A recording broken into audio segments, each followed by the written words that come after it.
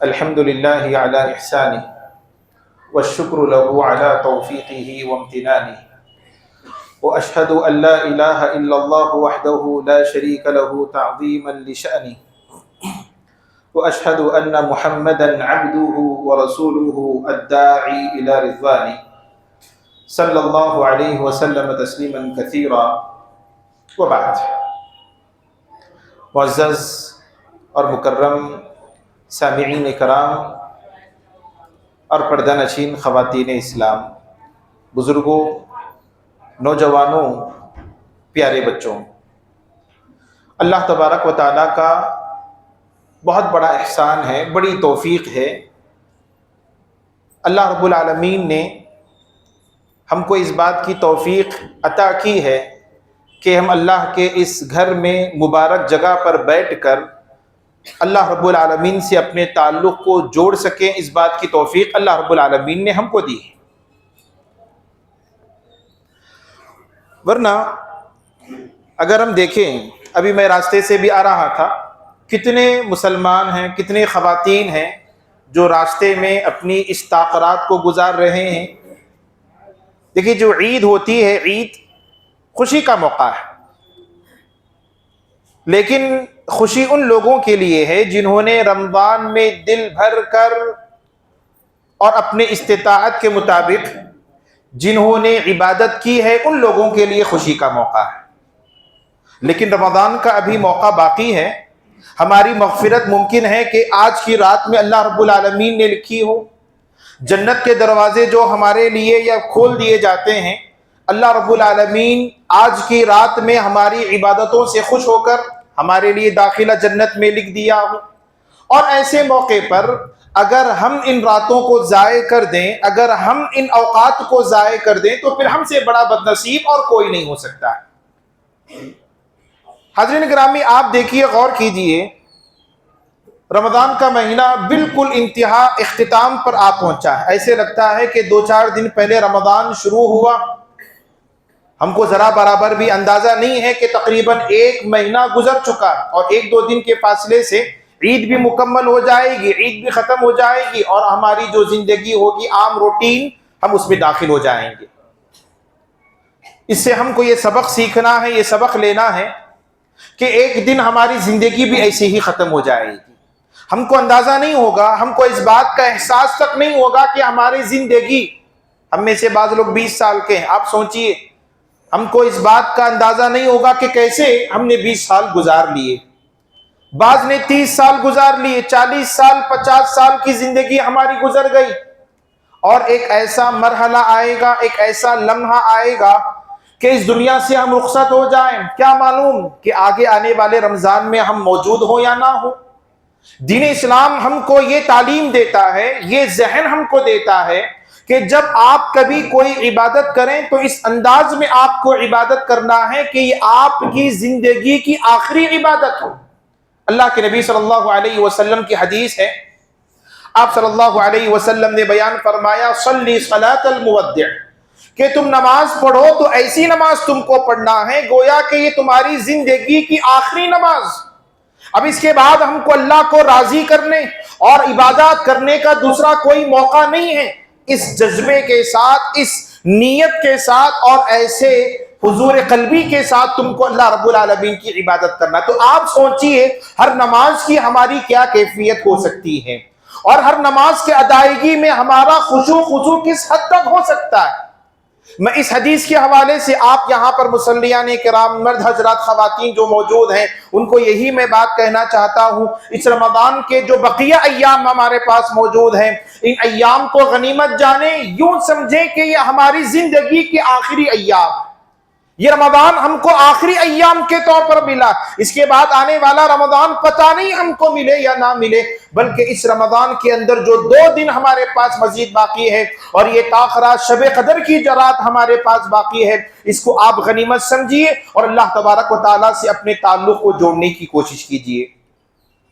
حضرات، اللہ کے نبی صلی اللہ علیہ وسلم، صحیح مسلم کی حدیث ہے، یہ جو موقع ہم کو اللہ رب العالمین عطا فرمایا ہے، شب قدر کے حوالے سے ہو یا پھر دیگر عبادتوں کے حوالے سے ہو، حقیقت میں اللہ کے نبی صلی اللہ علیہ وسلم سے اللہ تبارک و تعالیٰ کا وعدہ ہے، جو وعدہ اس شکل میں اللہ رب العالمین پورا کرتا ہے۔ کیا وعدہ ہے؟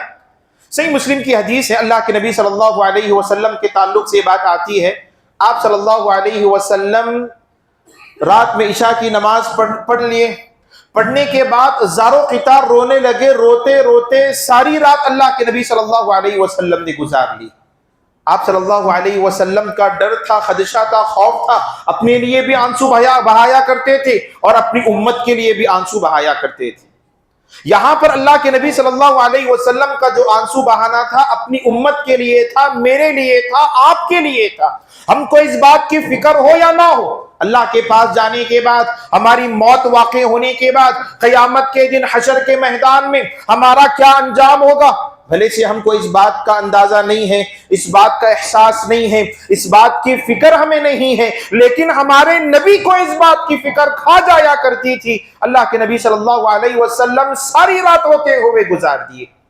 اللہ تبارک و تعالیٰ نے حضرت جبرائیل علیہ السلام کو بھیجا کہ اے جبرائیل جاؤ، اذهب الى محمد فسلہ ما یبکی، اے جبرائیل جاؤ محمد کے پاس تو جاؤ، ذرا پوچھو تو ذرا کہ کیا ماجرا ہے، ساری رات گزر گئی ہے، آپ روتے ہوئے آپ نے ساری رات کو گزار دیا ہے، آنسو تھمنے کا نام نہیں لیتے۔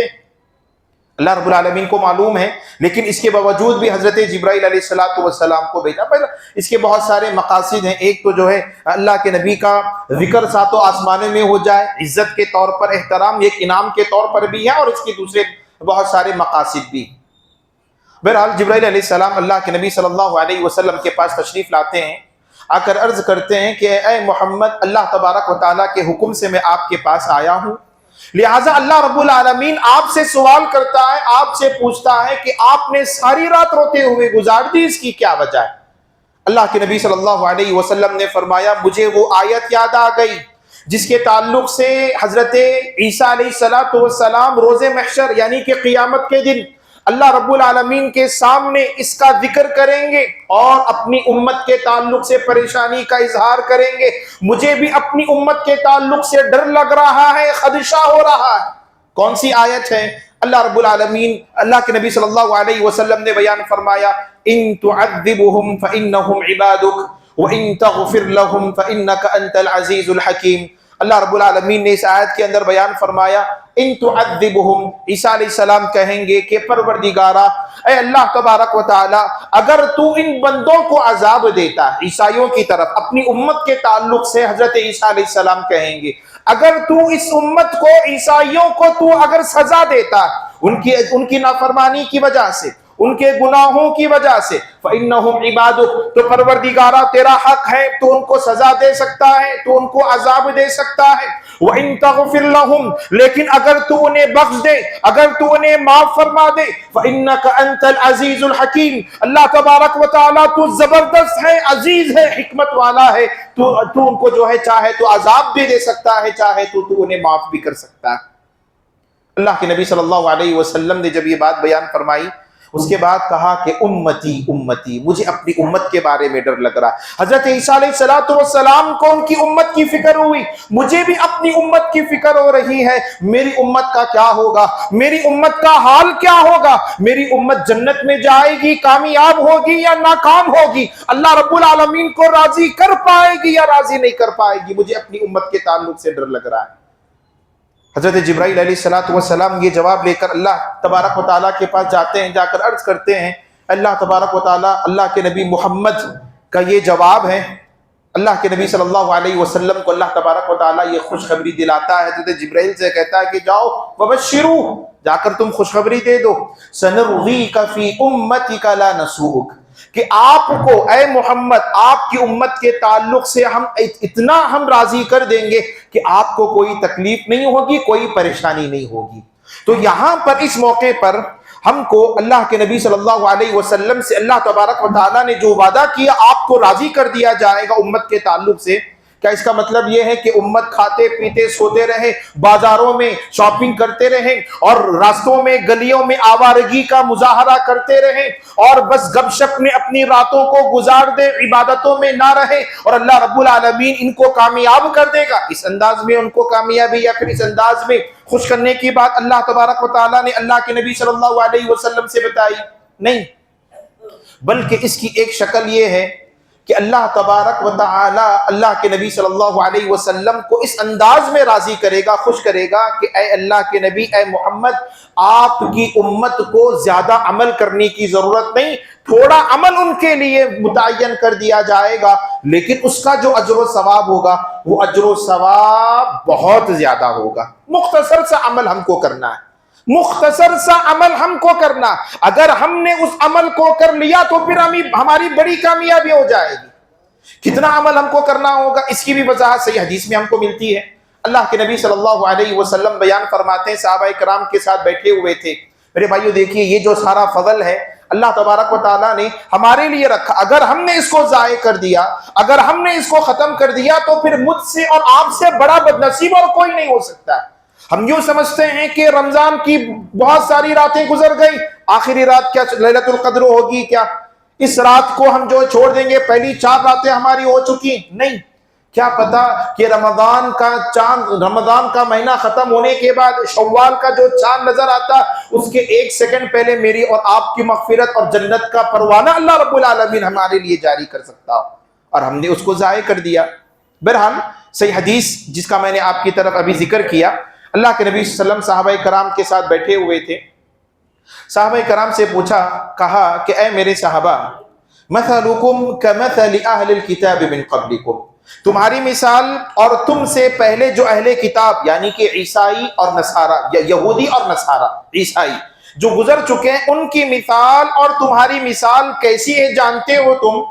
کہا کہ گویا کہ ایک آدمی ہے، اس نے لوگوں کے سامنے یہ اعلان کیا، کہا کہ من یعمل لی من غدات الی نصف النہار، کہ کون ہے جو صبح سے لے کر کے آدھے دن تک میرے لیے خدمت کرے، کام کرے، فلہ قیرات، تو اس کے لیے 1 قیرات۔ اب قیرات کا مطلب بس صحیح حدیث میں اس کا تذکرہ ملتا ہے، ایک احد پہاڑ یا پھر ایک پہاڑ جتنا بڑا خزانہ۔ گویا کہ اللہ کے نبی صلی اللہ علیہ وسلم نے مثال دی کہ اگر کوئی صبح سے لے کر کے آدھے دن تک کام کرے گا تو اس کے لیے ایک پہاڑ جتنا خزانہ میں دوں گا۔ ایک جماعت اٹھی اور وہ جماعت یہودیوں کی جماعت تھی، انہوں نے کہا کہ ہم کریں گے، اور ان کے لیے وقت طے کر دیا گیا۔ پھر اس کے بعد اس آدمی نے دوبارہ اعلان کیا۔ اب آپ کو یہاں پر غور یہ کرنا ہے کہ صبح سے لے کر آدھے دن تک کتنے گھنٹے کا وقت ہو سکتا ہے؟ 6 گھنٹے کا وقت ہو سکتا ہے، یا پھر اس کے آس پاس کا وقت ہو سکتا ہے۔ پھر اس کے بعد وہ آدمی نے اعلان کیا، کہا کہ من یعمل لی من نصف النہار الی العصر، کہ کون ہے جو آدھے دن سے لے کر عصر کی نماز تک میرے لیے کام کرے، فلہ قیرات، اس کے لیے بھی 1 قیرات، ایک پہاڑ جتنا خزانہ، اس کے لیے بھی اتنی قیمت اس کے لیے طے کی گئی۔ عیسائیوں کی جماعت اٹھی اور انہوں نے کہا کہ ہم کریں گے۔ اللہ کے نبی صلی اللہ علیہ وسلم مثال کے ذریعے سے بتا رہے ہیں یہاں پر، اس کی مثال جو ہے ظہر سے لے کر عصر تک زیادہ سے زیادہ 3.5-4 گھنٹے کا وقت ہو سکتا ہے، یعنی کہ وقت تھوڑا کم ہوا لیکن اجر ابھی بھی کتنا ہے؟ 1 قیرات۔ شروع میں 6 گھنٹے کام کرنے والوں کے لیے بھی 1 قیرات، اب 4 گھنٹے کام کرنے والوں کے لیے بھی 1 قیرات۔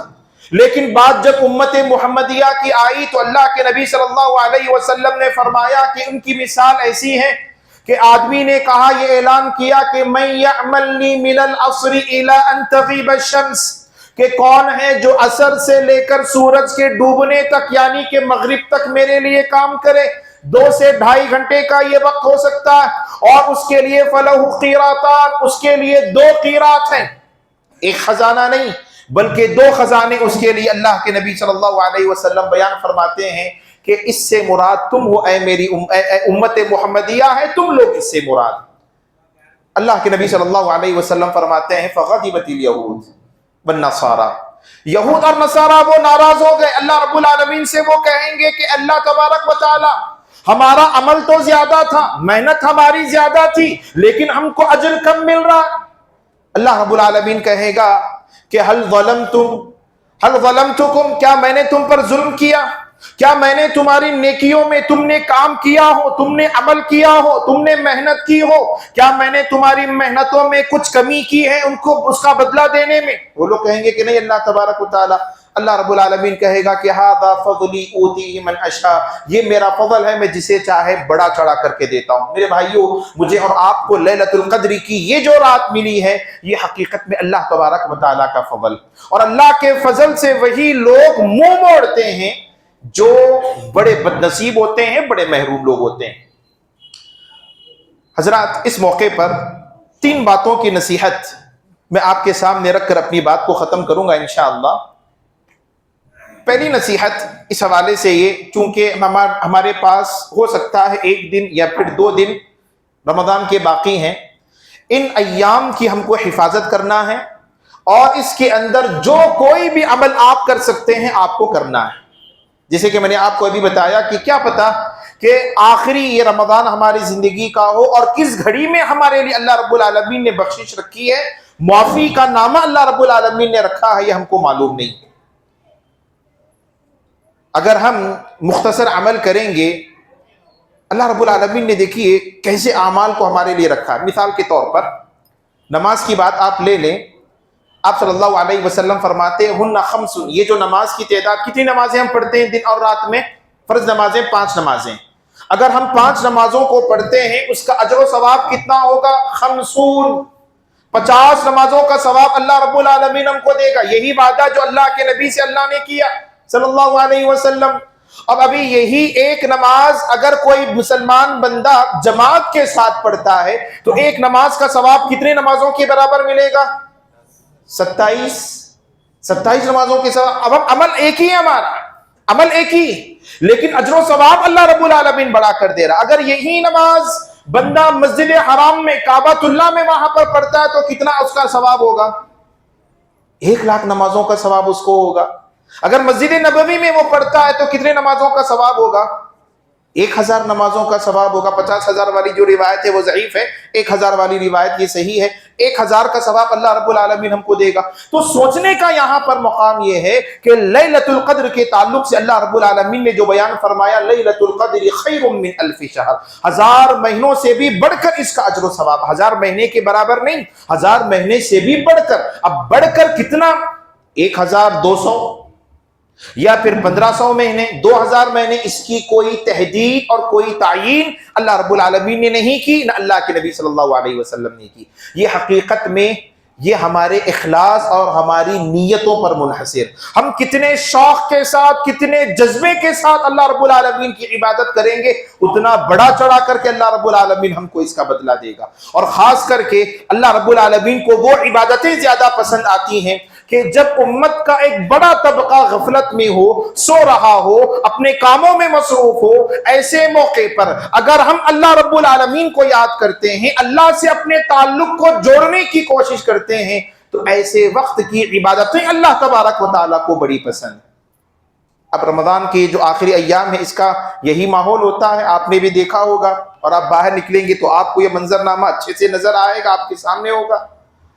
تو بہرحال معزز سامعین کرام، ہماری جو نیت ہے، ہمارا جو جذبہ ہے، بڑے شوق کے ساتھ، جذبے کے ساتھ اللہ کو راضی کرنے کی نیت سے اگر ہم کہیں گے، ایک ایک لمحے کو ہمیں قیمتی سمجھنا ہے، اس جذبے کے ساتھ اگر ہم عبادت کریں گے تو اللہ رب العالمین کو یہ ادا پسند آئے گی۔ پھر اس کے بعد اللہ رب العالمین ہم کو جو دے گا، اس کے ہم 1-2 واقعات میں آپ کے سامنے ذکر کروں گا صحابہ کرام کی زندگیوں کے حوالے سے۔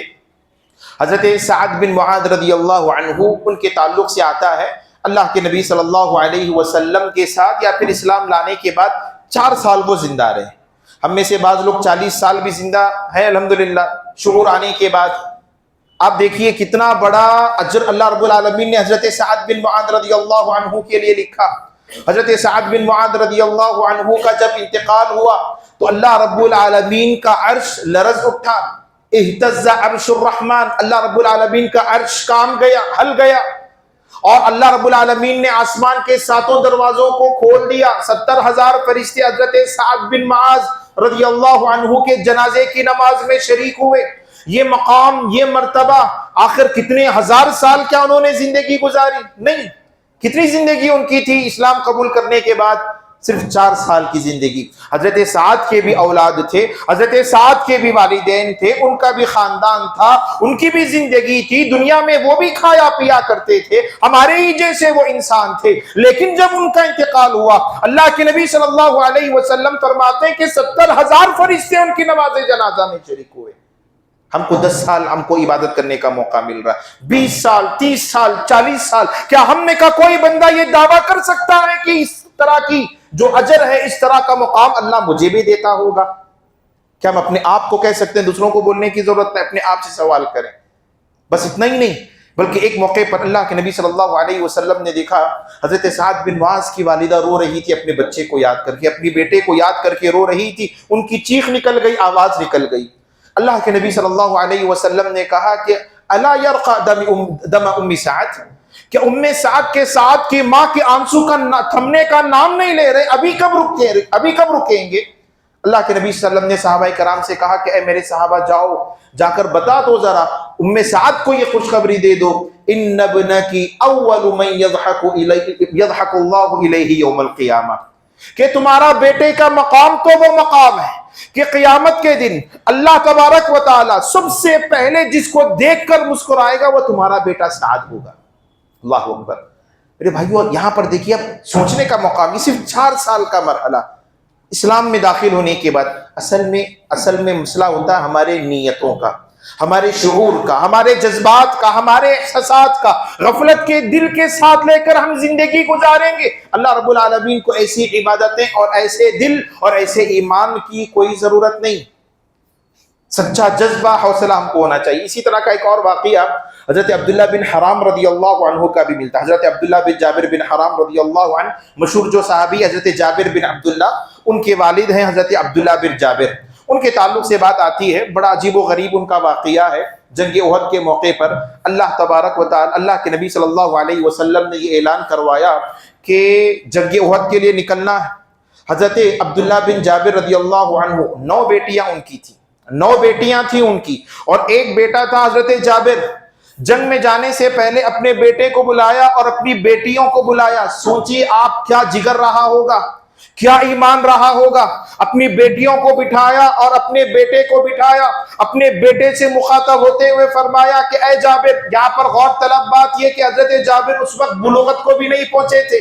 اگر وہ بالغ ہوتے, بڑے ہوتے تو جنگ میں وہ بھی شریک ہوتے.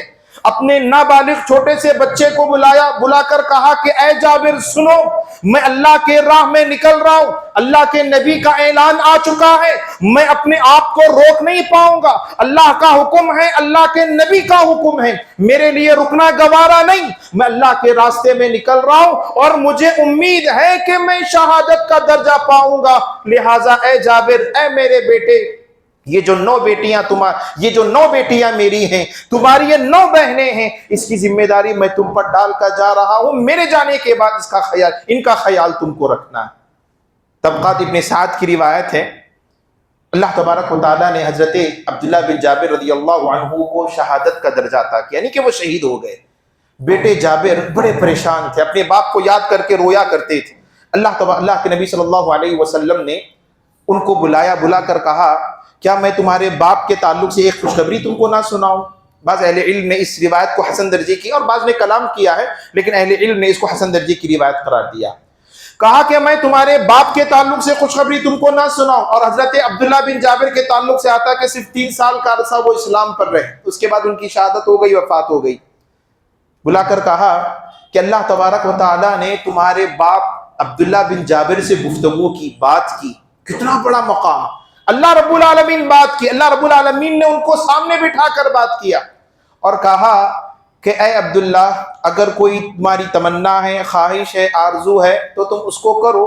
حضرت عبداللہ نے کہا, اللہ کے نبی صلی اللہ علیہ وسلم فرماتے ہیں کہ تمہارے باپ نے یہ جواب دیا, کہا کہ اللہ تبارک و تعالیٰ مجھے دنیا میں دوبارہ بھیج دیا جائے, جیسے میں نے ایک جان تیرے راستے میں لگائی ہے ویسے دوبارہ میں تیرے راستے میں شہید ہونا چاہتا ہوں, دوبارہ میں ویسے تیرے راستے میں مرنا چاہتا ہوں. اس کی جو لذت ہے, اس کا جو مزہ ہے, دوسرے کسی کام میں نہیں. اللہ رب العالمین نے کہا کہ اللہ کا یہ قطعی فیصلہ ہے کہ موت کے بعد دوبارہ کسی کو دنیا میں نہیں بھیجا جاتا. میرے بھائیو, یہاں پر غور طلب بات یہی ہے کہ 3 سال کا عرصہ, آخر کتنا عمل انہوں نے کیا ہوگا، 24 گھنٹے انہیں کے پاس رہے ہوں گے، زیادہ سے زیادہ 3 رمضان ان کو ملے ہوں گے. ہم کو اپنی زندگی کے کتنے رمضان ملے ہیں؟ ہم کو کتنی طاقتیں یا پھر لیلۃ القدر کی تلاش کے موقع ہم کو ملے؟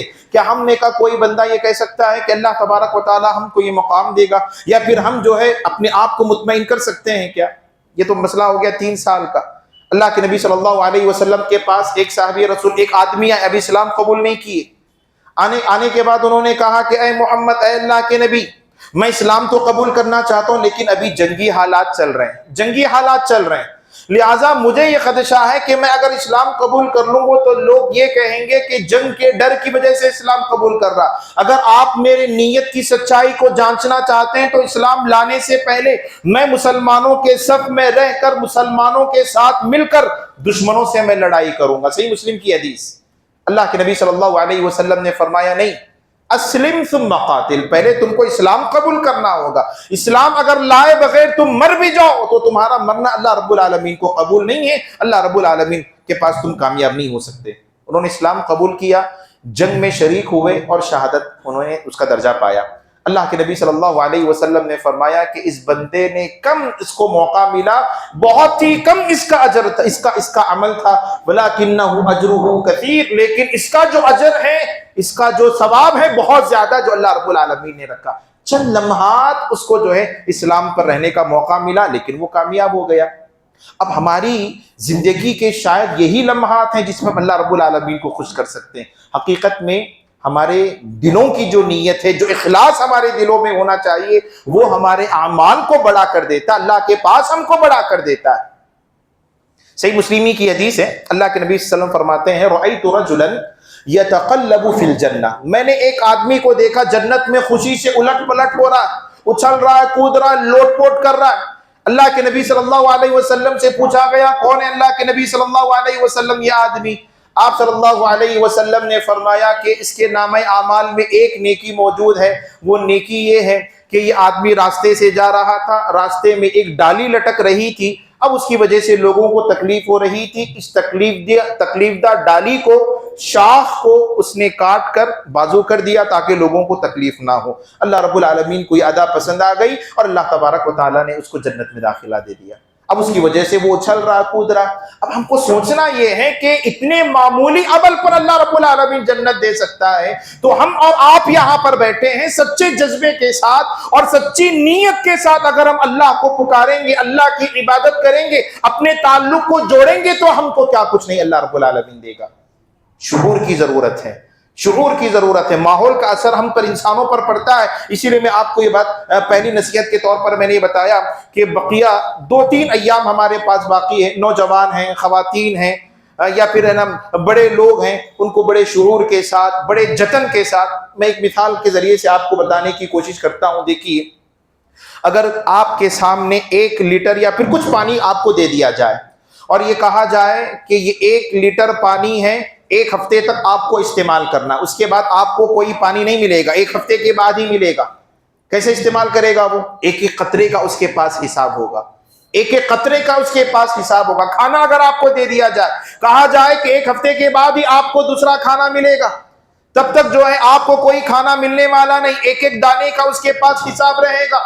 اب یہاں پر ہمارا یہی حال یہاں پر ہونا چاہیے. چند گھڑیاں، قیمتی گھڑیاں ہمارے پاس موجود ہیں، تو پھر اس کو ہم اسی جذبے کے ساتھ، اسی اہتمام کے ساتھ ہم کو گزارنا ہے کہ کہیں اللہ تبارک و تعالیٰ نے جس گھڑی میں ہمارے لیے جنت لکھی ہو، جس میں اللہ رب العالمین نے ہمارے لیے کامیابی کا راستہ رکھا ہو، اور اس میں ہم نے اس کو ضائع کر دیا، یا پھر اس کو ہم نے راستوں میں، سڑکوں میں، بازاروں میں ضائع کر دیا، گوا دیا، ایسی بات نہ ہو. اللہ رب العالمین اس بات کی ہم کو توفیق دے. تو سب سے پہلی نصیحت یہی ہے کہ موجودہ ہمارے پاس جتنے بھی ایام ہیں، جتنا بھی وقت ہے، اس کی بھی قدر ہم کو کرنی چاہیے، اور جو کچھ بھی عبادت ہم کر سکتے ہیں ان عبادتوں کی بھی قدر ہم کو کرنی چاہیے. جو بھی آپ کر سکتے ہیں، آپ ذکر کر سکتے ہیں، ذکر کیجئے. آپ قرآن پڑھ سکتے ہیں، قرآن پڑھیے. آپ نماز پڑھ سکتے ہیں، نوافل پڑھ سکتے ہیں، نوافل پڑھیے. آپ دعا کر سکتے ہیں، دعا کریے. آپ جو بھی عبادت آپ کے لیے میسر ہو، جو بھی آپ کر سکتے ہو، آپ کو وہ کرنا چاہیے. وقت کو ضائع نہیں کرنا چاہیے. یہ آخری تاخیرات ہے، اس کے بعد جو ہے کوئی اور تاخیرات اس رمضان میں موجود نہیں ہے. اسی کو شب قدر مان کر ہم کو اس کے اندر زیادہ سے زیادہ عبادت کرنے کی کوشش کرنی چاہیے۔ دوسری نصیحت جو میں آپ کے سامنے رکھنا چاہتا ہوں وہ ہے، ہم نے جو کچھ بھی اعمال اس رمضان کے مہینے میں کیا ہم کو اس کی بھی حفاظت کرنی ہے، اور رمضان کے بعد بھی ان اعمال کے سلسلے کو جاری رکھنا ہے۔ دو باتیں ایک ہی ساتھ میں آپ کے سامنے وقت کی قلت کی وجہ سے رکھنا چاہتا ہوں، وہ یہ کہ ہم نے، کیونکہ شیطان جو سب سے پہلے بندوں کو نیکیوں سے، عبادتوں سے روکنے کی کوشش کرتا ہے، سب سے پہلا حربہ اس کا وہی ہوتا ہے۔ اگر وہ روکنے میں کامیاب ہو گیا تو پھر اس کے لیے کوئی مسئلہ ہی نہیں، بندوں کے پاس نیکیاں ہی نہیں۔ اگر وہ ناکام ہو جاتا ہے، کیونکہ رمضان کے مہینے میں شیاطین کو، بڑے شیاطین جو ہوتے ہیں ان کو قید کر دیا جاتا ہے، اب ایک بندہ مومن، مسلمان بندہ آسانی کے ساتھ نیکیاں کر لیتا ہے۔ اب نیکیاں کرنے کے بعد سب سے پہلے اس کو چاہیے کہ وہ اپنی نیکیوں کی حفاظت کرے اور اپنے نیکیوں کے سلسلے کو وہ جاری رکھے، کیونکہ نیکیوں کی قبولیت کی جو علامت ہے، ہماری نیکیاں، ہماری عبادتیں جو قبول ہوئی ہیں، اس کی علامت یہ ہے کہ ہم کو اس کے بعد ایک اور نیکی کرنے کی توفیق ملتی۔ اگر ہم کو توفیق نہیں مل رہی تو اس کا مطلب یہ کہ ہمارے رمضان کی جو عبادتیں ہیں اس کے اندر کہیں نہ کہیں خلل تھا۔ نیکیوں کی قبولیت کی علامت کے طور پر اہل علم میں دلائل کی روشنی میں یہ بات بتائی کہ ایک نیکی کرنے کے بعد دوسری نیکی کرنے کا موقع ہم کو ملے، تو سمجھ لینا چاہیے کہ پچھلی نیکی اللہ کو آپ کی پسند آ گئی، اسی لیے اللہ نے آپ کو نیکی کا راستہ آسان کر دیا۔ تو میرے بھائیو، یہ کرنے کی ہم کو ضرورت ہے۔ کیوں کرنا چاہیے بھائی ہم کو؟ کیوں کرنا چاہیے؟ کیا ہم کو اس کی ضرورت بھی ہے کیا؟ یقیناً۔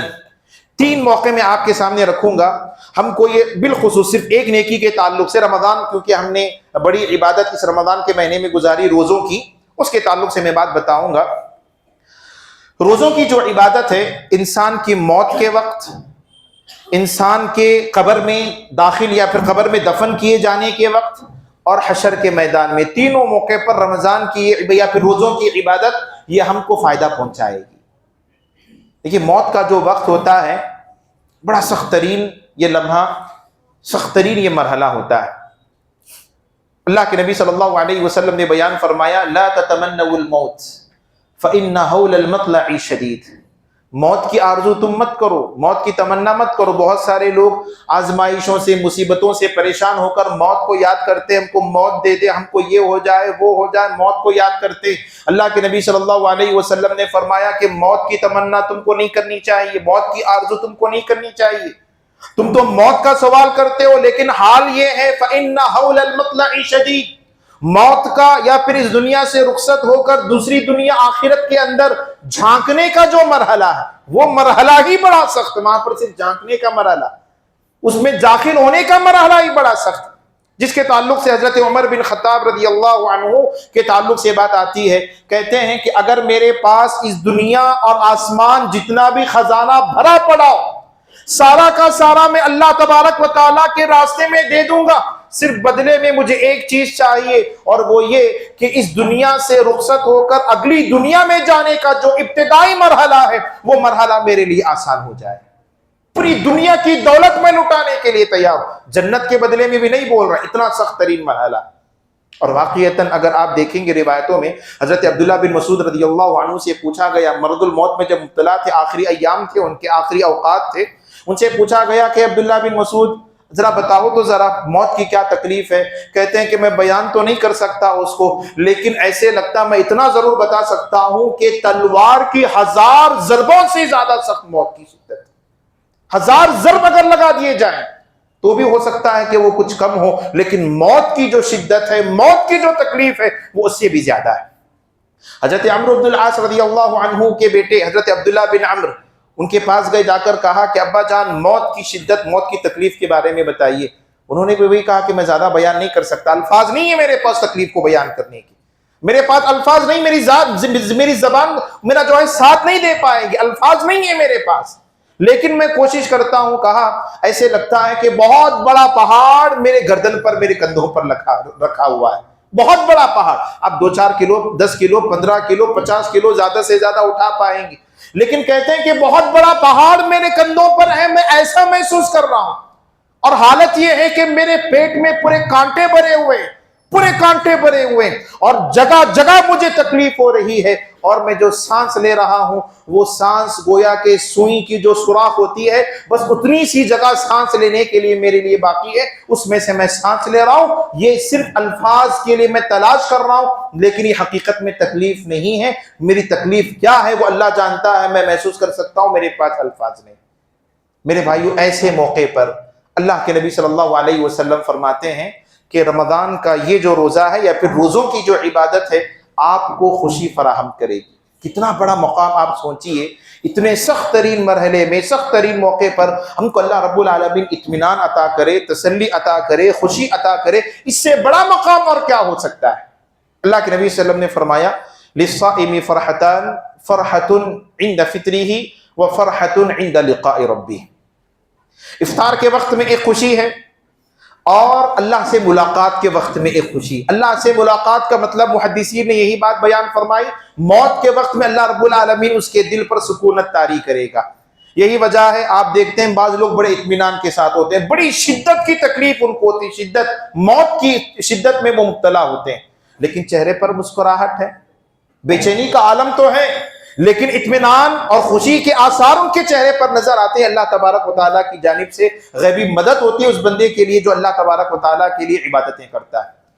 तो आपको ये सोचना है, अगर हम इन आमाल की हिफाजत नहीं करेंगे, जो रोजे हमने रखे अगर हमने इसकी हिफाजत नहीं की, या फिर हम जो है बाद में इसको पाबंदी के साथ अगर हम नहीं रखेंगे, तो हमको गोया कि ये हम अपने अमल से कह रहे हैं कि मौत के वक्त में हमको ये इत्मीनान और सुकून की जरूरत नहीं। हालांकि बात ऐसी नहीं है, कौन है जो इसे बेनियाज हो सकता है। हमने से हर किसी को मौत का सामना करना है। अगर वहां पर साबित कदमी, इत्मीनान, सुकून चाहते हैं तो फिर हमको वहां पर अपने आमाल का सिलसिला जारी रखना होगा और अपने आमाल की हिफाजत करनी होगी। जो दूसरा मरहला जहां पर रोज़ों की इबादत काम आती है वो क़ब्र का मरहला। क़ब्र का मरहला जैसे कि मैंने अभी आपके सामने हज़रत सअद बिन मुआज़ रज़ियल्लाहु अन्हु का वाक़िया जिक्र किया था। अल्लाह का अर्श हल गया, 70,000 फरिश्ते उनकी नमाज जनाजा पढ़ी थी। उसी सहाबी के ताल्लुक से बात आती है, जब उनको क़ब्र में रखा गया तो क़ब्र ने उनको दबाया। अल्लाह के नबी सल्लल्लाहु अलैहि वसल्लम ने दुआ की, सहाबाए कराम ने दुआ की, तो फिर क़ब्र कुशादा हो गई। हदीस से बात मालूम होती है कि जब बंदे मोमिन को कब्र में रखा या किसी को भी कब्र में रखा जाता है तो अजाब, अल्लाह का जो अजाब है वो हर तरफ से उस पर झपटने की कोशिश करता है, उस पर हमला आवर होता है। हर इंसान के साथ ये मामला है। लेकिन अगर बंदा मोमिन हो, इबादत गुजार बंदा हो, मुत्तकी बंदा हो, इबादतें करने वाला बंदा हो, अल्लाह रब्बुल आलमीन उसके लिए एक इंतजाम करेगा। क्या इंतजाम करेगा? सर के पास अल्लाह रब्बुल आलमीन उसकी तिलावत कुरान को या फिर नमाजों को रखेगा। सर के पास उसकी नमाजें, उसकी दाएं तरफ रोजे, उसके बाएं तरफ सदका और खैरात हैं, और उसके कदमों की तरफ अल्लाह तबारक व तआला की घरों को, मसाजिद को चल चल कर जो आया करता था वो नेकी होगी। और बाज़ रिवायतों में क़ियामुल लैल, तरावी, तहज्जुद का तज़किरा हमको मिलता है। अल्लाह रब्बुल आलमीन ये इंतजाम करेगा। अब अल्लाह का अजाब सर की जानिब से आएगा तो नमाज कहेगी कि ऐ अल्लाह के अजाब, तेरे लिए यहाँ पर दाखिले का कोई मौका नहीं है। अल्लाह ने हमारे लिए, इस बंदे के लिए यहाँ पर रखा है, यहाँ पर तू दाखिल नहीं हो सकता, लिहाजा तुझको यहाँ से जाना है। अल्लाह का अजाब वहां से जाएगा, दाईं तरफ से आएगा झपट करके, वहां पर रोजा होगा, वो जाने नहीं देगा। बाएं तरफ से आएगा, वहां पर सदका और खैरात होंगे। कदमों की तरफ से आएगा, वहां पर मस्जिद की तरफ पैदल चलकर जो हम आया करते थे, ये नेकी वहां पर आड़ बनेगी, रुकावट बनेगी। अगर ये सिलसिला हमारा रमजान के अंदर ही रुक गया, रमजान के बाद अगर हमको इस बात की कोई परवाह नहीं, हमने ना तिलावत की, ना नमाजों से हमारा ताल्लुक है और ना ही मस्जिदों से हमारा ताल्लुक है, तो फिर याद रखिए ऐसे मौके पर हम जो है बेयारो मददगार हो जाएंगे। अल्लाह रब्बुल आलमीन का अजाब हम पर मुसल्लत हो जाएगा, क्योंकि हम धूल के धुले तो है नहीं, इंसान है, बेशुमार गलतियां हमसे होती। तो ये दूसरा मरहला जहां पर हमको ये इबादतें या फिर रोजे की जो इबादत है अल्लाह के अजाब से महफूज रखती है। तीसरा मरहला या फिर तीसरा मौका हशर के मैदान का, जिसके ताल्लुक से अल्लाह के नबी अल्लाह रब्बुल आलमीन ने कुरान मजीद में बयान फरमाया, इन्नहा तरमी बिशररिन कल क़सर। कहा जहन्नम के बहुत सारे मनाजिर कुरान मजीद में हमको मिलते हैं। उसका एक मंजर अल्लाह के नबी सल्लल्लाहु अलैहि वसल्लम ने बयान फरमाया, उसकी जो एक चिंगारी, छोटी छोटी, जब हम फूंकते हैं अंगार में तो छोटी छोटी चिंगारियां निकलती। जहन्नम की जो छोटी चिंगारी भी होगी, कैसी होगी? शररिन कल क़सर, बड़े बड़े महल्लात, बड़े बड़े पहाड़ जितने बड़ी एक चिंगारी उसकी होगी। اور اس پر مستزاد، اس پر مزید یہ جہنم سے ایک گردن کو اللہ رب العالمین نکالے گا، یخرج من النار عنق، جہنم سے ایک گردن نکلے گی، اور اس کی 2 آنکھیں ہوں گی تبصران، وہ دیکھ رہی ہوگی، وَأُذُنَانِ تَسْمَعَانِ، اور اس کی 2 کان ہوں گے جو سنتے بھی ہوں گے اس گردن کے، وَلِسَانٌ يَنطِقُ، اور اس کی ایک زبان بھی ہوگی جو بات کر رہی ہوگی۔ یہ گردن جو جہنم سے نکلے گی وہ کہے گی کہ وُكِّلْتُ بِثَلَاثَةٍ، مجھے 3 لوگوں پر مسلط کیا گیا، مجھے اس بات کی تعلیم یا پھر اس بات کا حکم ہوا کہ 3 طرح کے لوگوں کو پکڑنا ہے، جہنم میں اس میں ڈالنا ہے، 3 طرح کے لوگوں کو مجھے پکڑنا ہے، جہنم میں پھینکنا ہے۔ وہ 3 لوگ کون ہیں؟ کہا کہ بِكُلِّ جَبَّارٍ عَنِيدٍ، وہ لوگ جو دنیا میں تکبر کیا کرتے تھے، جو دنیا میں اپنے آپ کو بڑا سمجھتے تھے، فخر کیا کرتے تھے، ظلم کیا کرتے تھے، دوسروں کو حقیر مانا کرتے تھے۔ اللہ کے نبی صلی اللہ علیہ وسلم فرماتے ہیں کہ وہ جہنم ایسے متکبرین کو، ایسے ظالموں کو پکڑے گی اور جہنم میں ڈال دے گی۔ اور دوسرا آدمی وہ جو اللہ کے ساتھ شرک کیا کرتا تھا، اور تیسرا وہ المصورون جو تصویر کشی کیا کرتا تھا، تصویریں بنانا۔ آج کل بہت زیادہ یہ عام ہے، ہماری عبادتیں بھی تصویروں سے خالی نہیں، لیکن اس میں تفصیلات میں جانے کا موقع نہیں ہے۔ بہرحال وہ جہنم سے نکلنے والی گردن یہ اعلان کرے گی اور وہ چن چن کر ڈال رہی ہوگی۔ اللہ کے نبی صلی اللہ علیہ وسلم فرماتے ہیں ایسے موقع پر روزہ اس کو فائدہ پہنچائے گا۔ کیسے فائدہ پہنچائے گا؟ اللہ کے نبی صلی اللہ علیہ وسلم کی حدیث ہے الصوم جنۃ کجنۃ احدکم القتال، روزہ یہ تمہارے لیے ڈال ہے، جیسے کہ دنیا میں تم اپنے دشمن کے حملے کو ڈھال سے روکتے ہو، ویسے ہی روزہ یہ اللہ کے عذاب کے لیے بھی تمہارے لیے ڈھال بنتا ہے، اور دنیا میں گناہوں سے بھی تمہارے لیے ڈھال بنتا ہے۔ تو بہرحال متسامعین کرام، یہ جو ہماری روزے کی عبادت ہے، یہ عبادت حشر کے میدان میں بھی ہم کو اس مرحلے پر جہاں پر لوگ پریشان ہوں گے وہاں پر ڈھال کا کام انجام دے گی۔ اور اس ڈھال کے ساتھ ایک اور بھی ڈھال ہمارے پاس جمع ہو جائے، جیسے کہ میں نے آپ کو بتایا چھوٹے موٹے اگر ذکر بھی ہم کر لیں تو اس کا بھی بڑا فائدہ ہوتا ہے۔ اللہ کے نبی صلی اللہ علیہ وسلم کی حدیث ہے، آپ صلی اللہ علیہ وسلم نے فرمایا خذوا جنتکم، صحابہ کرام بیٹھے ہوئے تھے، کہا کہ لوگوں اپنی ڈھال کو سنبھال لو، پکڑ لو۔ صحابہ نے اپنے دائیں بائیں دیکھا، کوئی دشمن تو نظر نہیں آیا۔ حل من عدو حضر، اللہ کے نبی صلی اللہ علیہ وسلم کیا کوئی دشمن آ گیا کیا؟ ہم کو ڈھال سنبھالنے کا حکم آپ نے دیا، اس کی وجہ کیا ہے؟ کوئی دشمن آ گیا ہے کیا؟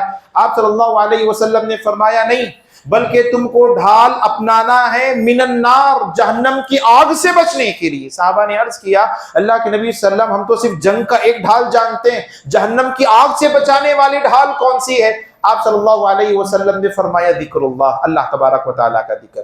اور بعض روایتوں میں سبحان اللہ، الحمدللہ، ولا الہ الا اللہ، واللہ اکبر، 4 کلمات۔ کتنے وزن ہے بھاری، یہ بتائیے کتنے وزن، کتنے بھاری ہیں؟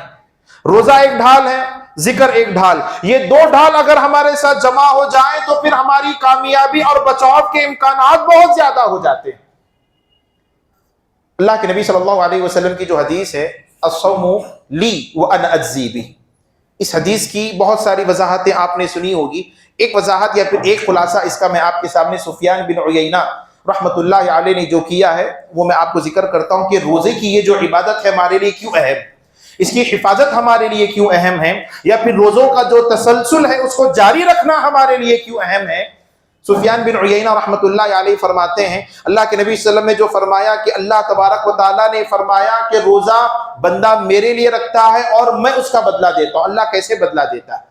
کہتے ہیں کہ پل صراط سے گزرتے ہوئے قنطرہ ایک جگہ آئے گی، قنطرہ، وہاں پر اللہ رب العالمین لوگوں کو روک دے گا، ظالم اور مظلوم کو روک دے گا، وہاں پر انصاف ہوگا، تصفیہ ہوگا، وہاں پر ظالم اور مظلوم کا جو بھی معاملہ ہوگا وہاں پر حل کیا جائے گا۔ صحابہ کرام پریشان ہو گئے، صحابہ کرام نے اللہ کے نبی صلی اللہ علیہ وسلم سے پوچھا اللہ کے نبی صلی اللہ علیہ وسلم جب حساب و کتاب وہاں پر ہوگا، ہمارے پاس نہ دینار ہوں گے، ہمارے پاس نہ درہم ہوں گے، ہم کیسے مظلوم بھائی کو ہم راضی کر پائیں گے؟ صحابہ کا دیکھیے کتنا زیادہ احساس تھا، ڈر خوف تھا۔ آج ہم سے کہیں کہ بھائی اللہ سے معافی مانگو، وہ کون سا بڑا ظالم ہے کس پر میں نے ظلم کر لیا، ہماری سوچ یہ ہوتی۔ اللہ کے نبی صلی اللہ علیہ وسلم کے صحابہ نے فرمایا کہ ہم نے اگر کسی پر ظلم کیا تو کیسے ہم اپنے بھائیوں کو راضی کریں گے، کیسے ہم اپنی بہنوں کو راضی کریں گے؟ یہ جذبہ ہونا چاہیے ہمارے اندر۔ صرف آج کی مثال آپ اپنے دل پر ہاتھ رکھ کر سوچئے کہ آج آپ نے یا پھر میں نے، آپ نے کتنے لوگوں کا دل دکھایا ہوگا، کتنوں کی غیبتیں ہم نے کی ہوں گی، کتنوں کی چغلیاں ہم نے کی ہوں گی، کتنوں کو گالی ہم نے دی ہوگی، کتنوں پر ہم نے ظلم ڈھا ستم ڈھایا ہوگا، ساس ہے بہو پر، بہو ہے ساس کی کتنی چغلیاں غیبتیں شکایتیں انہوں نے کی ہوگی۔ یہ سارا تو معاملہ ظلم کا ہے، سارا تو معاملہ یہ ظالموں والا معاملہ۔ صحابہ کرام نے عرض کیا کہ وہاں پر ہم کیسے ہمارے مظلوم بھائی کو، بہن کو راضی کریں گے؟ اللہ کے نبی صلی اللہ علیہ وسلم فرماتے ہیں کہ وہاں پر کوئی دینار و درہم نہیں ہوگا، وہاں کی جو کرنسی ہوگی وہ کرنسی آپ کی نیکی ہوگی اور آپ کی برائی ہوگی، نیکی اور برائی کی کرنسی وہاں پر چلے گی۔ مظلوم کی جو برائیاں ہیں وہ اٹھا کر ظالم پر ڈالی جائیں گی، یا پھر اس کے پاس نیکی گناہ نہیں ہے تو پھر ظالم کی جو نیکیاں نکال کر مظلوم کو دے دی جائیں گی۔ اب یہاں پر ہوگا یہ، فرماتے سفیان بن عیینہ رحمۃ اللہ علیہ، اس کی نیکیاں نکالنے کے لیے نماز کی نیکیاں ہوں گی، نماز کی نیکیاں نکال کر مظلوم کو دے کر اس کو راضی کیا جائے گا۔ ابھی بھی گناہ باقی ہیں، ابھی بھی مظالم باقی ہیں، انصاف ابھی بھی پورا نہیں ہوا، صدقہ اور خیرات کی نیکیاں نکالی جائیں گی، مظلوم کو دے دی جائیں گی، حج اور عمرے کی نیکیاں نکالی جائیں گی، مظلوم کو دے دی جائیں گی، ساری نیکیاں ختم سوائے روزے کے۔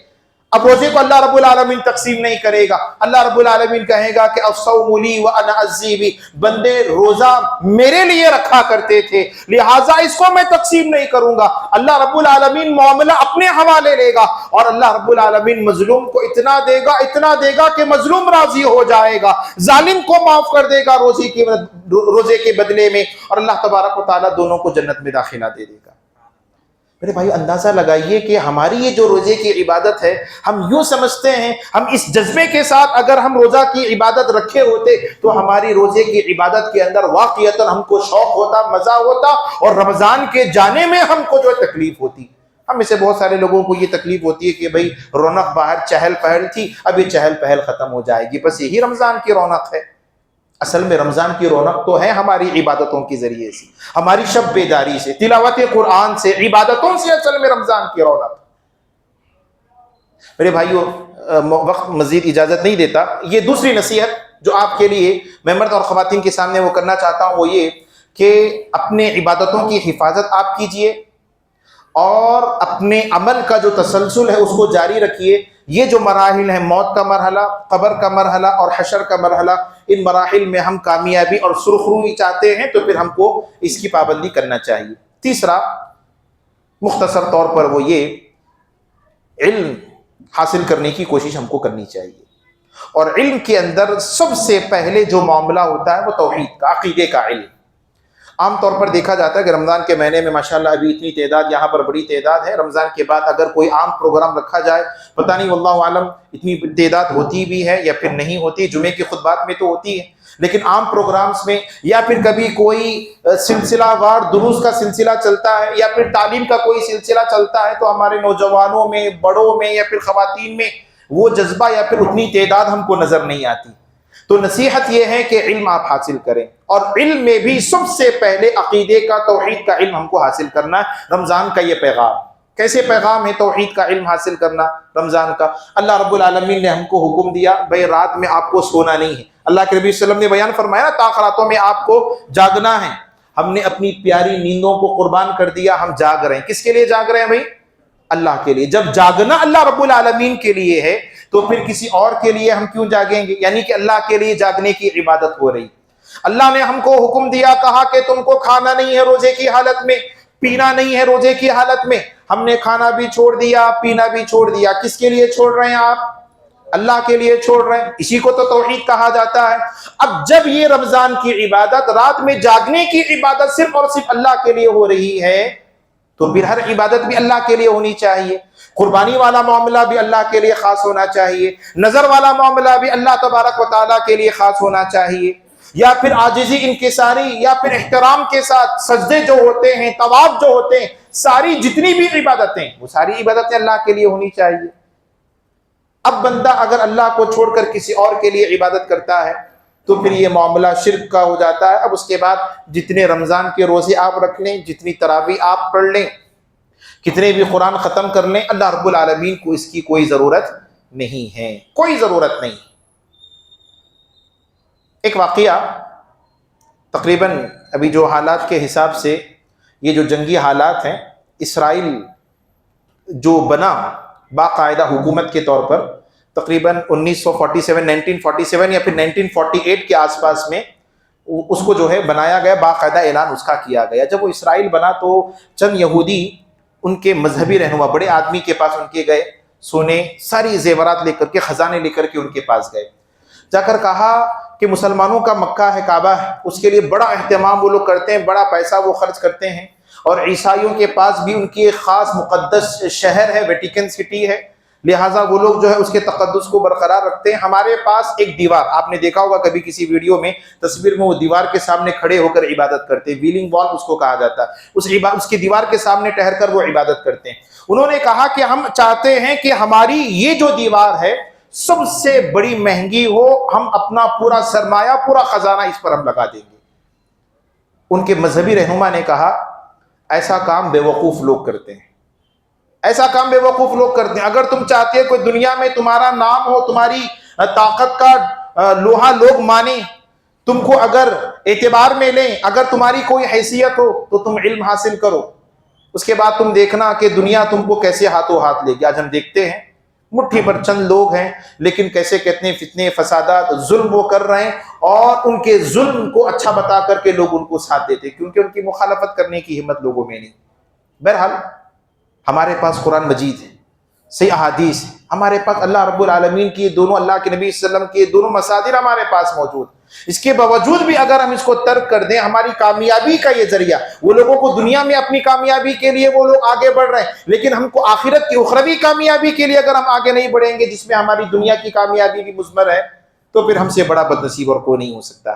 تو بہرحال معزز سامعین کرام، خلاصہ کلام یہی ہے کہ کچھ ایام، ایک یا دو ایام ہمارے پاس باقی ہے، آج کی رات ہمارے پاس باقی ہے، بڑے شعور کے ساتھ، احساس کے ساتھ، جیسے کہ میں نے آپ کو بتایا، ذکر بھی اگر آپ کر لیں، اللہ رب العالمین کو یہ ذکر بھی بہت زیادہ پسند ہے۔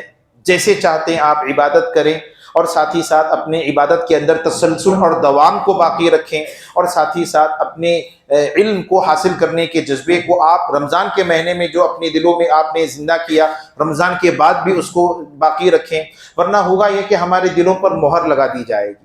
اللہ کے نبی صلی اللہ علیہ وسلم کی ایک حدیث ہے، آج بہت سارے سرپرست پریشان ہوتے ہیں، والدین بولتے ہیں کہ ہم اپنے بچے کو سمجھاتے ہیں، مناتے ہیں، لیکن اس کے باوجود بھی وہ ماننے کے لیے تیار نہیں ہے۔ بالکل ایسا لگتا ہے، بلکہ بہت سارے لوگ تو یہ بولتے ہیں کہ شاید اس کو کوئی دوا کھلا دی گئی، شاید جادو کر دیا گیا، یا پھر کوئی کچھ جن وغیرہ اس کے اوپر چڑھ گیا، اس طرح کی باتیں کرتے ہیں۔ حقیقت میں ہم سے جو کوتاہیاں ہوتی ہیں، ان کوتاہیوں کی ہم کو اس کی طرف جو ہے نظر نہیں جاتی، توجہ نہیں جاتی۔ ایک حدیث میں آپ کے سامنے آخری طور پر ذکر کرتا ہوں، اللہ کے نبی صلی اللہ علیہ وسلم نے بیان فرمایا، لَيَنْتَهِيَنَّ أَقْوَامٌ عَنْ وَدْعِهِمُ الْجُمُعَاتِ، کہا کہ جمعوں کو چھوڑنے سے، ترک کرنے سے لوگوں کو بچنا چاہیے۔